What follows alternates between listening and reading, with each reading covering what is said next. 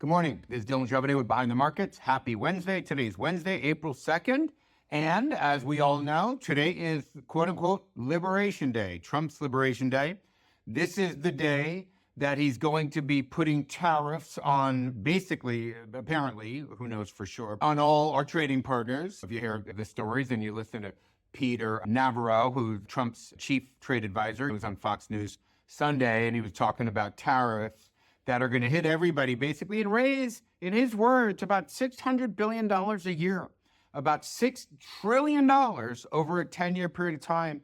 And that's on top of the $100 billion a year from Trump's car and auto tariffs. I've been thinking a lot about this, really trying to understand this. And something I've been thinking about the last few days is really this is a tax increase by another name. Raising $600 billion a year, the federal government raising $600 billion a year is a tax increase, and it amounts to 2% of GDP. And basically, it would take the federal tax share of GDP to above 19%, and the average since 1975 has been 17.3%.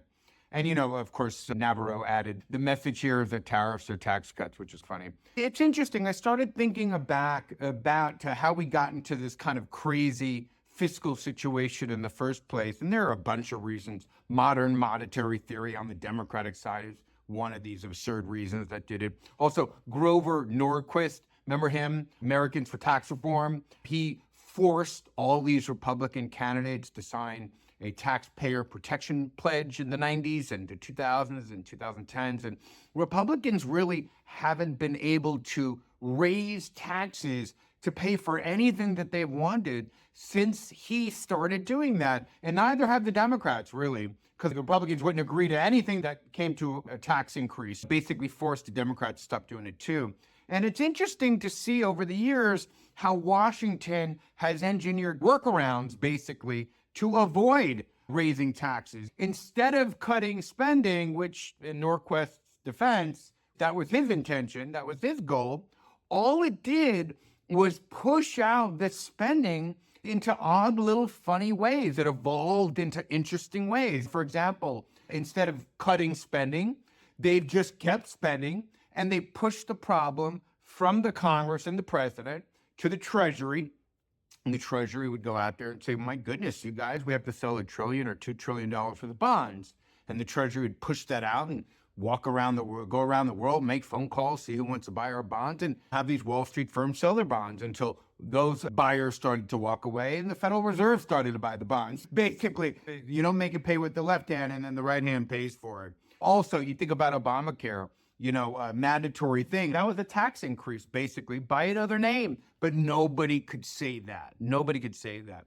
Tariff or a tax increase. But nobody could say that. You can't use that phrase, tax increase. It's just very interesting how raising revenue, how we've needed to change how we talk about that, because in large part due to this taxpayer pledge that virtually every Republican, you can't get elected as a Republican unless you sign this. It's pretty heavy stuff.